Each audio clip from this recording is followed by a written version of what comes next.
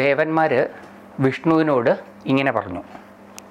ദേവദേവനും സുരപതിയുമായ വാസവൻ ഇന്ദ്രൻ, വാസവൻ ബ്രഹ്മഹത്യ ബാധിച്ച് സർവപ്രാണികൾക്കും അദൃശ്യനായി എവിടെയോ സ്ഥിതി ചെയ്യുകയാണ്. ആരാലും കാണാൻ പറ്റാത്ത വിധത്തിൽ എവിടെയോ ഇരിക്കുകയാണ്. അദ്ദേഹം ബ്രഹ്മഹത്യാ പാപമുണർത്തിയ ഭയം അദ്ദേഹത്തെ ചുരുക്കി. പല സ്ഥലത്തും കണ്ടിരുന്ന അദ്ദേഹത്തിനെ ഒരിടത്തും കാണാതായി. അദ്ദേഹം തൻ്റെ ചെറുതായി ഏതോ ഒരു മാളത്തിനകത്തേക്ക് പോയി. അങ്ങയുടെ ബുദ്ധിബലത്താൽ വൃത്രൻ വധിക്കപ്പെട്ടപ്പോൾ ഇന്ദ്രനെ ബ്രഹ്മഹത്യ പിടികൂടി. അങ്ങയുടെ ബുദ്ധിബലത്താൽ വൃത്രൻ വധിക്കപ്പെട്ടപ്പോൾ, അപ്പോൾ ഇന്ദ്രൻ്റെ ബ്രഹ്മഹത്യാപാപത്തിന് പിന്നിൽ അങ്ങയുടെ ബുദ്ധിയും കൂടി ഉണ്ട് എന്ന് ഇവർ ധ്വനിപ്പിക്കുകയാണ്. അതുകൊണ്ട് ഈ സന്ദർഭത്തിൽ കൈയൊഴിയരുത്, രക്ഷിക്കണം എന്നാണ് അതിൻ്റെ ധ്വനി. അങ്ങയുടെ ബുദ്ധിബലത്താൽ വൃത്രൻ വധിക്കപ്പെട്ടപ്പോൾ ഇന്ദ്രനെ ബ്രഹ്മഹത്യ പിടികൂടി. അങ്ങാണ് അദ്ദേഹത്തിന് ആശ്രയം. അതുപോലെ ഞങ്ങൾക്കും വൃത്രാസുരനിൽ നിന്ന് രക്ഷപ്പെടാൻ അങ്ങാണ് ഉപായം പറഞ്ഞു കൊടുത്തത്. ആ ഉപായമാണ് ഇപ്പോൾ ഇന്ദ്രന് വിനയായി തീർന്നത്. ഇപ്പോഴും അങ്ങ് തന്നെയാണ് ഇന്ദ്രനും ഞങ്ങൾക്കും ആശ്രയമായിട്ടുള്ളതും. അത്യാപത്തിൽപ്പെട്ട ഞങ്ങളെ രക്ഷിക്കൂ. അതുപോലെ ദേവേന്ദ്രനെ എങ്ങനെ മുക്തനാക്കാമെന്ന് നിർദ്ദേശിച്ചാലും, ബ്രഹ്മഹത്യാ പാപത്തിൽ നിന്ന് എങ്ങനെ മുക്തനാക്കാമെന്ന് നിർദ്ദേശിച്ചാലും പാപം സങ്കോചിപ്പിക്കും, പുണ്യം വികസിപ്പിക്കും. ദേവന്മാരുടെ ഭീതി നിറഞ്ഞ വാക്കു കേട്ട് വിഷ്ണു അവരോട് പറഞ്ഞു. ഇപ്പം പാപം സങ്കോചിപ്പിക്കും എന്ന് പറഞ്ഞാൽ ഈശ്വരനിൽ നിന്നുള്ള അകലം. ഈശ്വരനിൽ നിന്ന് അകലും തോറും സങ്കുചിതനായി തീരും, ഈശ്വരനോട് അടുക്കും തോറും വികസിതനുമായി തീരും. ദേവന്മാരുടെ ഭീതി നിറഞ്ഞ വാക്കു കേട്ട് വിഷ്ണു അവരോട് പറഞ്ഞു, ശക്രൻ്റെ പാപം പോക്കാൻ നിങ്ങൾ അശ്വമേധയാഗം ചെയ്യുവിൻ. പുണ്യമായ ആ അശ്വമേധം കൊണ്ട് പാപനിർമുക്തനായ ശക്രൻ ദേവന്മാരുടെ അധിപനായ ഇന്ദ്രൻ്റെ പദം നിർഭയനായി വീണ്ടും പ്രാപിക്കും. പരിഹാരം പറഞ്ഞു കൊടുക്കുകയാണ്. ഏത് പ്രശ്നത്തിനും ഒരു പരിഹാരമുണ്ട്. പ്രശ്നം എന്തുമായി കൊള്ളട്ടെ, അതിനൊരു പരിഹാരമുണ്ടാകും. ഇവിടെ ഇന്ദ്രന് വേണ്ടുന്ന പരിഹാരം മഹാവിഷ്ണു നിശ്ചയിച്ചു കൊടുക്കുകയാണ് ദേവന്മാർക്ക്. നിങ്ങൾ അശ്വമേധയാഗം നടത്തുവിൻ. ഇതിനൊരു പരിഹാരമായിട്ടുള്ളത് അശ്വമേധയാഗമാണ്. പുണ്യമായ ആ അശ്വമേധം കൊണ്ട് പാപനിർമുക്തനായ ശക്രൻ ദേവന്മാരുടെ അധിപനായ ഇന്ദ്രൻ്റെ പദം നിർഭയനായി വീണ്ടും പ്രാപിക്കും. ഹയമേധയാഗം കൊണ്ട്, ഹയമേധയാഗം അശ്വമേധയാഗം കൊണ്ട് സന്തുഷ്ടയാകുന്ന ജഗദംബിക, അപ്പം അംബികയ്ക്ക് വേണ്ടിയിട്ടാണ്, പരാശക്തിക്ക് വേണ്ടിയിട്ടാണ് ഈ യാഗം നടത്താൻ പറയുന്നത്. ഹയമേധയാഗം കൊണ്ട് സന്തുഷ്ടയാകുന്ന ജഗദംബിക ബ്രഹ്മഹത്യ തുടങ്ങിയ പാപങ്ങൾ നശിപ്പിക്കുമെന്നതിന് സംശയമില്ല. ഭഗവതിയെ ആശ്രയിച്ചാൽ മതി, ഭഗവതി പാപം നീക്കിക്കൊള്ളും. ആ ജഗദംബികയെ സ്മരിക്കുന്നത് കൊണ്ട് മാത്രം സകല പാപങ്ങളും നശിക്കും. ദേവിയെ സ്മരിച്ചാൽ മതി, സകല പാപങ്ങളും നശിക്കും. ഇരുട്ടിനെ അകറ്റാൻ വെളിച്ചം ഉണ്ടായാൽ മതി. വെളിച്ചത്തിൻ്റെ സമക്ഷത്തിൽ ഇരുട്ടുണ്ടാവില്ല. അതുപോലെ ആ ദേവിയെ പ്രീതിപ്പെടുത്താൻ ചെയ്യുന്ന അശ്വമേധം കൊണ്ട് ദേവി സന്തുഷ്ടയാവാതിരിക്കുമോ? ഇന്ദ്രാണിയും മുടങ്ങാതെ നിത്യവും ആ ദേവിയെ നന്നായി പൂജിക്കട്ടെ. പ്രതിസന്ധി ഉണ്ടാകുമ്പോൾ ദേവിയെയാണ് ആശ്രയിക്കേണ്ടത് എന്ന തത്വം വീണ്ടും ഇവിടെ ആവർത്തിക്കുകയാണ്. ദേവിയുടെ ആരാധനം സർവ്വസുഖങ്ങളും നൽകുന്നതായി ഭവിക്കും. നഹുഷൻ ഇപ്പോൾ ജഗന്മാതാവിൻ്റെ മായയാൽ മോഹിതനായിരിക്കുകയാണ്.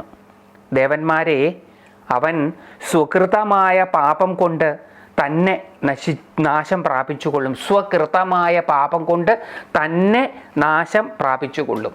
അവനെ നശിപ്പിക്കാൻ പ്രത്യേകിച്ച് വേറൊന്നും ചെയ്യേണ്ട ആവശ്യമൊന്നുമില്ല. അവൻ തന്നെ ചെയ്ത കാര്യങ്ങൾ കൊണ്ടവൻ നശിച്ചുകൊള്ളും. അശ്വമേധത്താൽ പരിശുദ്ധനായ ദേവേന്ദ്രനും സ്വപ്രഭാവം അധികം താമസിയാതെ വീണ്ടെടുത്ത് തൻ്റെ ഉത്തമമായ സിംഹാസനം നേടിക്കൊള്ളും. അതിതേജോമയനായ വിഷ്ണുവിൻ്റെ ആശാവഹമായ ഭാഷണം കേട്ട അവർ ദേവേന്ദ്രൻ ഇരിക്കുന്ന സ്ഥലത്തേക്ക് ചെന്നു. ബൃഹസ്പതി പ്രമുഖരായ ആ ദേവന്മാർ ശക്രനെ ആശ്വസിപ്പിച്ചിട്ട് അദ്ദേഹത്തെ കൊണ്ട് സമഗ്രമായ അശ്വമേധയജ്ഞം ചെയ്യിച്ചു. ബ്രഹ്മഹത്യാ പാപത്തെ വിഭജിച്ച് വൃക്ഷങ്ങളിലും നദികളിലും പർവ്വതങ്ങളിലും ഭൂമിയിലും സ്ത്രീകളിലും നിക്ഷേപിച്ചു. അങ്ങനെ ബ്രഹ്മഹത്യാ പാപത്തെ ഭൂതങ്ങളിൽ വിഭജിച്ച് നിക്ഷേപിച്ച് പാപരഹിതനായി തീർന്ന പാകശാസനൻ സന്താപമറ്റവനായി തീർന്നു. ഇവിടെ ന്യായമായിട്ടും ഒരു ചോദ്യം ഉയരും. തനിക്ക് പാപമില്ലാതാകാൻ തൻ്റെ പാപത്തെ മറ്റുള്ളവർക്ക് പകുത്തു കൊടുക്കുന്നതിൽ അർത്ഥമുണ്ടോ എന്നുള്ളൊരു ചോദ്യം. അവർ സമ്മതിച്ചിട്ടാണോ അവരിൽ ഈ പാപഭാരത്തെ ഏൽപ്പിച്ചത് എന്ന് മറ്റൊരു ചോദ്യം. ഈ ചോദ്യങ്ങൾക്കെല്ലാം ഉത്തരം നാം സ്വയം കണ്ടെത്തേണ്ടതായിട്ടുണ്ട്. ഭാഗവതാദികൾ വായിക്കുമ്പോൾ നിഷ്പക്ഷ വായനയിൽ നമുക്ക് ചോദ്യങ്ങളുണ്ടാകും. ആ ചോദ്യങ്ങൾക്കുള്ള ഉത്തരം തേടി നാം മുന്നോട്ട് പോകുമ്പോൾ നമുക്ക് നമ്മളിൽ തന്നെ മറഞ്ഞു കിടക്കുന്ന പലതിനെയും കണ്ടെത്താൻ സാധിക്കും. ആ കണ്ടെത്തൽ നമ്മളെ ഈശ്വരനുമായിട്ട് കൂടുതൽ അടുപ്പിക്കും. ഇപ്പം ഇവിടെ ഈ ചെയ്തതിൻ്റെ ശരി തെറ്റുകളെക്കുറിച്ച് ഇത് ശരിയാണോ തെറ്റാണോ എന്നൊന്നും വ്യാസഭഗവാൻ നിരൂപിക്കുന്നില്ല. വ്യാസഭഗവാൻ നിരൂപിക്കാത്തത് കൊണ്ട് തന്നെ നമുക്കും ഇതിനെ ഒന്നും ന്യായീകരിക്കുകയോ അന്യായീകരിക്കുകയോ ചെയ്യേണ്ട ആവശ്യമില്ല. പക്ഷെ നമ്മളിൽ ഈ ചോദ്യങ്ങളൊക്കെ ഉണ്ടാകും. നദികളിലും വൃക്ഷങ്ങളിലും പർവ്വതങ്ങളിലും ഭൂമിയിലും സ്ത്രീകളിലുമൊക്കെ ഇന്ദ്രൻ ചെയ്ത പ്രവൃത്തിയുടെ പാപത്തെ നിക്ഷേപിക്കാൻ ഇന്ദ്രന് ആരധികാരം കൊടുത്തു? ഇനിയും ഇവരൊക്കെ നിസ്സഹായരാണ് എന്നുള്ളത് കൊണ്ടാണെങ്കിൽ നിസ്സഹായരായവരുടെ മുകളിൽ അധികാരമുള്ളവരുടെ ഇമാതിരി പ്രവർത്തികൾ ന്യായീകരിക്കാവുന്നതാണോ എന്ന ചോദ്യം വരും. അപ്പോൾ ഈ കഥകൾ നമ്മളിൽ ചില ചോദ്യങ്ങളെ ഉണർത്തും. ചിലർ ഈ ഭാഗമൊക്കെ വായിക്കുമ്പം ഒരു ചോദ്യവും ഇല്ലാതെ അവർക്ക് അങ്ങോട്ട് മുന്നോട്ട് പോകാനും സാധിക്കും. നമ്മളിൽ ചില ചോദ്യങ്ങൾ ഉണർത്തി അതിൻ്റെ ഉത്തരങ്ങൾ തേടി നമ്മളെ നടത്തി നമ്മളെ മുന്നോട്ട് കൊണ്ടുപോകുവാൻ തന്നെയാണ് വ്യാസഭഗവാൻ ഇവിടെ ഉദ്ദേശിച്ചത്. ഏതായാലും കഥ ഇങ്ങനെയാണ്. ബ്രഹ്മഹത്യാ പാപത്തെ ഭൂതങ്ങളിൽ വിഭജിച്ച് നിക്ഷേപിച്ച് പാപരഹിതനായി തീർന്ന പാകശാസനൻ ഇന്ദ്രൻ സന്താപമറ്റവനായി തീർന്നു. വീണ്ടും കാലം പ്രതീക്ഷിച്ചുകൊണ്ട് സർവഭൂതങ്ങൾക്കും അദൃശ്യനായി ജലത്തിലെ പത്മനാളത്തിൽ തന്നെ സ്ഥിതി ചെയ്തു.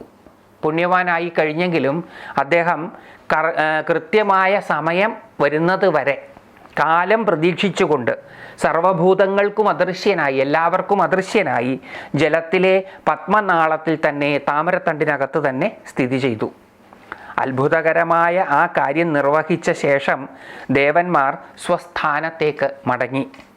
വിരഹാകുലയും ദുഃഖിതയുമായ പൗലോമി ദേവഗുരുവിനോട് പറഞ്ഞു, അശ്വമേധം നടത്തിയെങ്കിലും എൻ്റെ ഭർത്താവായ പുരന്ദരൻ എന്തുകൊണ്ട് അദൃശ്യനായിരിക്കുന്നു? സ്വാമിൻ, ഞാൻ എങ്ങനെയാണ് എൻ്റെ പ്രിയനെ ഒന്ന് കാണുക? അതിനുള്ള ഉപായം പറയൂ. ഇദ്ദേഹം പാപവിമുക്തനൊക്കെ ആയെങ്കിലും താമരത്തണ്ടിനകത്ത് തന്നെയാണ് ഇരിക്കുന്നത്. അപ്പം ഈ പൗലോമി, അതായത് ഇന്ദ്രാണിക്ക് ദുഃഖം തീർന്നില്ല. ഇന്ദ്രാണിക്ക് ഇന്ദ്രനെ കാണാൻ സാധിക്കുന്നില്ല. അപ്പോൾ പൗലോമി ദേവഗുരുവിനോട് പറഞ്ഞു, അശ്വമേധയാഗമൊക്കെ ചെയ്തു, അത് ശരി തന്നെ, അദ്ദേഹത്തിൻ്റെ പാപവും ഇല്ലാണ്ടായി. പക്ഷേ അദ്ദേഹം എന്താ പിന്നെയും പുരന്ദരൻ ഇന്ദ്രൻ എന്താണ് പിന്നെയും അദൃശ്യനായിരിക്കുന്നത്? എന്തുകൊണ്ടാണ് അദ്ദേഹം എൻ്റെ അടുത്ത് വരാത്തത്? ഞാൻ എങ്ങനെയാണ് എൻ്റെ പ്രിയനെ ഒന്ന് കാണുക? അതിനുള്ള ഉപായം പറയൂ എന്ന് ബൃഹസ്പതിയോട് പറഞ്ഞു. ബൃഹസ്പതി രുവാച, ബൃഹസ്പതി പറഞ്ഞു, ഹേ പൗലോമി, നീ മംഗളസ്വരൂപിണിയായ ഭഗവതിയെ ആരാധിക്കൂ. ആ ദേവി പാപനിർമുക്തനായ നിന്റെ ഭർത്താവിനെ കാണിച്ചു തരും. വീണ്ടും പ്രതിസന്ധി ഉണ്ടാകുമ്പോൾ ദേവിയെ ആരാധിക്കാൻ പറയുകയാണ്. പ്രതിസന്ധി ഘട്ടങ്ങളെ തരണം ചെയ്യുവാൻ ദേവീ ഉപാസന തന്നെയാണ് ഉത്തമമായ മാർഗം. അപ്പം അത് തന്നെയാണ് വീണ്ടും വീണ്ടും ഇവിടെ ആവർത്തിക്കുന്നത്. ദേവിയെ ആരാധിക്കാൻ പറയുകയാണ്. ദേവി നിനക്കൊരു വഴി കാണിച്ചു തരും, നിന്റെ ഭർത്താവിൻ്റെ അടുത്തേക്ക് എത്തിക്കും. ജഗദംബികയെ ആരാധിച്ചാൽ ആ ദേവി നഹുഷനെ തടഞ്ഞുകൊള്ളും. എന്നു മാത്രമല്ല, ആ രാജാവിനെ മോഹിപ്പിച്ച് സ്വസ്ഥാനത്ത് നിന്ന് വീഴ്ത്തിക്കൊള്ളും. ഇങ്ങനെ ഗുരു പറഞ്ഞത് കേട്ട ഇന്ദ്രാണി ദേവിയെ ആരാധിക്കാനുള്ള മന്ത്രം ദേവഗുരുവിൽ നിന്ന് വിധിപ്രകാരം ഗ്രഹിച്ചു. പൂജാദ്രവ്യങ്ങൾ എന്തെല്ലാം എന്നും മനസ്സിലാക്കി. ഇങ്ങനെ ദേവിയെ ആരാധിക്കാനുള്ള അറിവ് ഗുരുവിൽ നിന്ന് നേടിയിട്ട് ശ്രീ ഭുവനേശ്വരീ ദേവിയെ ഉത്തമ ബലിപുഷ്പാർച്ചനാദികൾ കൊണ്ട് നന്നായി ആരാധിച്ചു.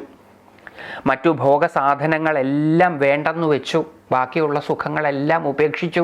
ഇപ്പം ഒറ്റ ലക്ഷ്യം മാത്രമേ ഉള്ളൂ, ദേവിയുടെ പ്രീതി സമ്പാദിക്കുക, അതുവഴി സ്വഭർത്താവിൻ്റെ ദർശനം സാധ്യമാവുക. അതുകൊണ്ട് ബാക്കിയുള്ളതെല്ലാം വേണ്ടാന്ന് വെച്ചു. താപസീ വേഷം ധരിച്ചു. പ്രിയനെ ദർശിക്കാനുള്ള കൗതുകത്തോടെ ദേവിയെ പൂജിച്ചു. ഏതാനും കാലം കൊണ്ട് ദേവി അവൾക്ക് പ്രത്യക്ഷ ദർശനം നൽകി.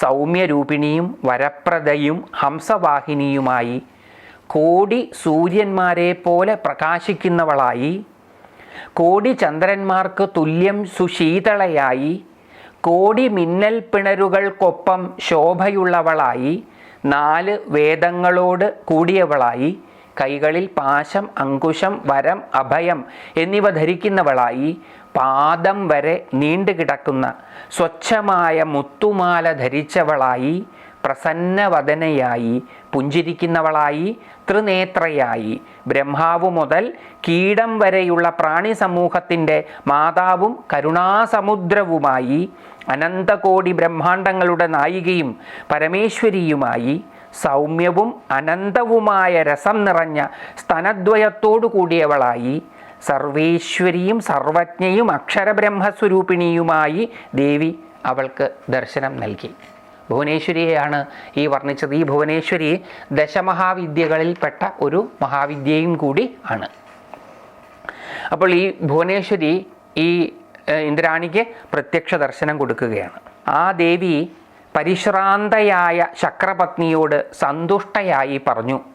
അത്യന്തം സന്തോഷമുള്ളവളായി മേഘഗംഭീരമായ ശബ്ദത്തിൽ അവളോട് പറഞ്ഞു.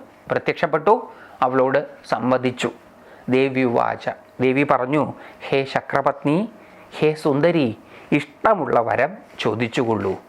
നീ അത്യന്തം ഭക്തിയോടെ പൂജിക്കുകയാൽ ഞാൻ പ്രസന്നയാണ്. നീ ആഗ്രഹിക്കുന്ന വരം നൽകാം.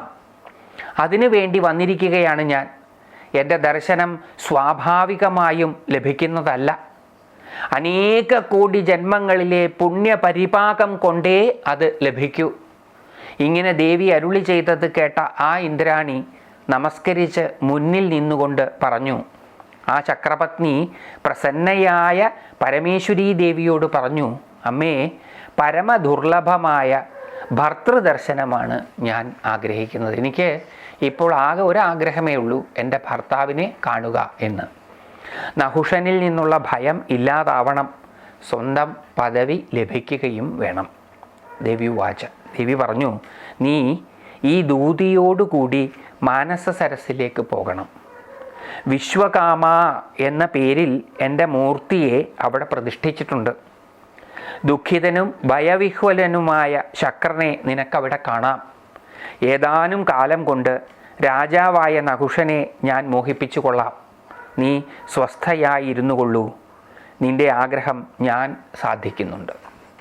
രാജാവിനെ ഞാൻ മോഹിപ്പിച്ച് ഇന്ദ്രാസനത്തിൽ നിന്ന് ഭ്രഷ്ടനാക്കിയേക്കാം. ഇപ്പം ദേവി മറുപടി പറഞ്ഞു, പേടിക്കേണ്ട, നിന്റെ കാര്യങ്ങളെല്ലാം ഞാൻ നടത്തിക്കൊള്ളാം. ഭഗവതിയെ ആശ്രയിക്കുന്നവരുടെ കാര്യങ്ങളെല്ലാം ഭഗവതി നടത്തിത്തരും. ഇത് തന്നെയാണ് കൃഷ്ണൻ അർജുനനോട് ഭഗവത്ഗീതയിലും പറഞ്ഞത്. അനന്യാശ്ചിന്തയന്തോ മാം യേ ജനാഃ പര്യുപാസതേ. വേറെ ഒന്നിനെക്കുറിച്ചും ചിന്തിക്കാതെ എന്നെക്കുറിച്ച് മാത്രം ചിന്തിക്കുന്നവരുടെ, അതായത് എന്നിൽ പരമഭക്തിയോട് കൂടിയവരുടെ എല്ലാ കാര്യങ്ങളും ഞാൻ നോക്കിക്കൊള്ളാം എന്ന്.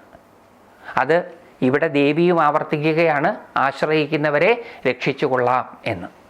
വ്യാസവാച, വ്യാസൻ തുടർന്ന് പറയുകയാണ്, ആ ചക്രപത്നിയെയും കൂട്ടിക്കൊണ്ട് ദേവിയുടെ ദൂതി വളരെ വേഗം പോയി ആ പരമേശ്വരിയെ സ്വഭർത്താവിൻ്റെ സന്നിധിയിൽ എത്തിച്ചു. ഇവിടെ ആ പരമേശ്വരി എന്നുള്ളത് ഇന്ദ്രാണിയെ സൂചിപ്പിക്കുന്നതാണ്. ആ പരമേശ്വരിയെ സ്വഭർത്താവിൻ്റെ സന്നിധിയിൽ എത്തിച്ചു. ഇന്ദ്രാണി ഒളിച്ചു വാഴുന്ന ആ ദേവേശനെ ദർശിച്ചു. ഏറെക്കാലമായി കാണാൻ കൊതിച്ചിരുന്ന അദ്ദേഹത്തെ കണ്ട് സന്തുഷ്ടയായി തീർന്നു. ഇവിടെ ശ്രീദേവീ ഭാഗവതം 6-ാം സ്കന്ധത്തിലെ 8-ാമത്തെ അധ്യായം തീരുകയാണ്. ഇത് ശ്രീദേവീ ഭാഗവതേ ഷഷ്ഠസ്കന്ധേ അഷ്ടമോധ്യായ. ഇനി 9-ാമത്തെ അധ്യായം, അഥ നവമോധ്യായ. വ്യാസ ഉവാച. വ്യാസൻ തുടർന്ന് കഥ പറയുകയാണ്. സുമുഖിയായ തൻ്റെ പ്രിയപത്നിയെ ഏകാന്തത്തിൽ ദുഃഖനിമഗ്നയായി കണ്ടപ്പോൾ ദേവേന്ദ്രൻ അവളോട് വിസ്മയത്തോട് ചോദിച്ചു. അവിടെ ഇന്ദ്രൻ ഒറ്റയ്ക്ക് ആ താമരത്തണ്ടിനകത്ത് കഴിയുകയാണ്. അവിടെ ഇന്ദ്രാണിയെ കാണാനുള്ള ഒരു സാധ്യതയുമില്ല. പെട്ടെന്ന് അവിടെ ഇന്ദ്രാണിയെ കണ്ടപ്പോൾ, അതും ദുഃഖിതയായ ഇന്ദ്രാണിയെ കണ്ടപ്പോൾ ഇന്ദ്രൻ അത്ഭുതമായി. ആ അത്ഭുതത്തോടു കൂടി അദ്ദേഹം ചോദിച്ചു, പ്രിയേ, നീ ഇവിടെ എങ്ങനെ വന്നു? ഞാൻ ഇവിടെ ഉണ്ടെന്ന് എങ്ങനെ അറിഞ്ഞു? ഹേ സുമുഖി, സർവഭൂതങ്ങൾക്കും അജ്ഞാതനായിട്ടാണല്ലോ ഞാൻ ഇവിടെ കഴിയുന്നത്. ഒരാൾക്കും അറിയില്ല, അറിയാവുന്നവരൊട്ടത് പുറത്തു പറയൂല്ല. അപ്പം ഇതെങ്ങനെ നീ അറിഞ്ഞു? അത്ഭുതമാണത്. കാരണം ആരും കാണാത്ത രീതിയിൽ ഞാൻ ഒളിച്ച് കഴിയുകയാണ്. ശചിയുവാച. ശചീദേവി ഇന്ദ്രാണി പറഞ്ഞു, ദേവാ, ദേവിയുടെ പ്രസാദം കൊണ്ട് അങ്ങ് ഇപ്പോൾ ഇവിടെ ഉണ്ട് എന്ന് അറിഞ്ഞു. പിന്നെ ആ ദേവിയുടെ പ്രസാദം നിമിത്തം എനിക്ക് അങ്ങയുടെ അടുത്തെത്താനും കഴിഞ്ഞു. ദേവി ഒരാളെയും കൂട്ടി എന്നെ ഇങ്ങോട്ട് വിട്ടത്. ആ ദേവിയാണ് പറഞ്ഞത് അങ്ങ് ഇവിടെ ഉണ്ടെന്നും എന്നെ ഇവിടെ എത്തിച്ചതും ആ ദേവി തന്നെയാണ്. നഹുഷൻ എന്ന രാജാവിനെയാണ് അങ്ങയുടെ സിംഹാസനത്തിൽ ദേവന്മാരും മുനിമാരും ചേർന്ന് വാഴിച്ചിരിക്കുന്നത്. അവൻ എന്നെ നിത്യവും ഉപദ്രവിക്കുകയാണ്. ഹേ സുന്ദരാംഗി, നീ എന്നെ ഭർത്താവായി സ്വീകരിക്കൂ. ദേവേശനായ ദേവേന്ദ്രൻ ഞാനാണ്. ആ ദുഷ്ടൻ എന്നോട് ഇങ്ങനെ പറയുന്നു.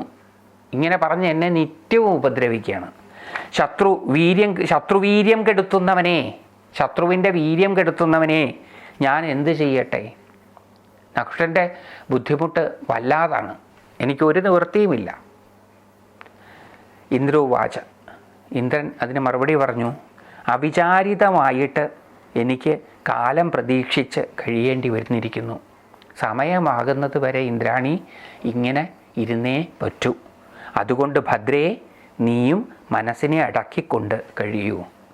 നീയും ദുഃഖം അടക്കിക്കൊണ്ട് കഴിയൂ. വേറെ നിവൃത്തിയില്ല. സമയമാകുമ്പോൾ എല്ലാം ശരിയാവും. വ്യാസ ഉവാച. വ്യാസൻ തുടർന്ന് പറയുകയാണ്. കീർത്തിമാനായ തൻ്റെ ഭർത്താവ് ഇങ്ങനെ പറഞ്ഞത് കേട്ട ആ ദേവി നെടുവീർപ്പിട്ട് വിറച്ചുകൊണ്ട് ശക്രനോട് ദുഃഖിതയായി പറഞ്ഞു, ഞാൻ എങ്ങനെ കഴിയും? പാപിയായ അവൻ എന്നെ വശത്താക്കും. വരലാഭത്താൽ അവൻ ഗർവിതനും മതോന്മത്തനുമാണ്. അവനെ ഭയപ്പെട്ട് ദേവന്മാരും മുനിമാരും എന്നോട് പറയുന്നു, ഹേ സുന്ദരി, കാമാതുരനായ ആ ദേവരാജാവിനെ ആശ്രയിച്ചോളൂ എന്ന്. എല്ലാവരും പേടിച്ചിട്ട് അവനെ ആശ്രയിക്കാൻ എന്നോട് പറയുകയാണ്. ഞാൻ എങ്ങനെ സഹിച്ചു കഴിയും എന്നാണ് അങ്ങ് പറയുന്നത്. ശത്രുസംഹാരത്തിന് ശക്തിയുള്ളവനെ, ദേവഗുരുവാണെങ്കിൽ സൈന്യങ്ങളില്ലാത്ത ഒരു ബ്രാഹ്മണനാണ്. അദ്ദേഹത്തിന് എന്നെ എങ്ങനെ രക്ഷിക്കാൻ കഴിയും? അതുകൊണ്ട് ഞാൻ വളരെ ചിന്താകുലയായിരിക്കുന്നു. സ്വാതന്ത്ര്യമില്ലാത്ത ഒരു സ്ത്രീയാണല്ലോ ഞാൻ.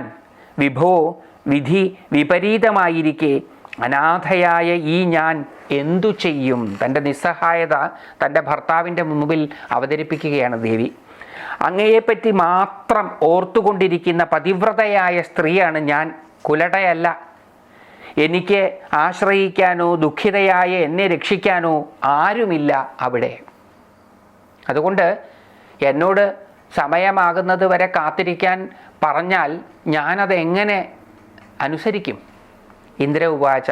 ഇന്ദ്രൻ മറുപടി പറഞ്ഞു, ഹേ സുമുഖി, ഞാനിപ്പോൾ അതിനൊരു മാർഗം പറയാം. നീ അതുപോലെ ചെയ്യണം. ദുഃഖിക്കുന്ന അവസരത്തിൽ നിന്റെ ശീലമാണ് നിന്നെ രക്ഷിക്കാൻ ഉതകുന്നത്. അന്യർ രക്ഷിക്കുന്ന നാരി പതിവ്രതയായിരിക്കുകയില്ല. കോടിക്കണക്കിന് ഉപായങ്ങൾ ഉണ്ടായാൽ പോലും അവൾ മനസ്സിളകിയവളും ഉറപ്പില്ലാത്തവളും ആയിരിക്കും. പാപത്തിൽ നിന്ന് സ്ത്രീയെ രക്ഷിക്കുന്നത് അവളുടെ ശീലമാണ്. അതുകൊണ്ട് നീ സത്സ്വഭാവം സ്വീകരിച്ച് ഉറച്ചു നിൽക്കുക. എപ്പോഴാണോ ആ നഹുഷ മഹാരാജാവ് നിന്നെ ബലമായി പിടിച്ചു കൊണ്ടുപോകുന്നത്, അപ്പോൾ നീ രഹസ്യമായി വാക്കുകൊടുത്തിട്ട് ആ രാജാവിനെ വഞ്ചിക്കണം.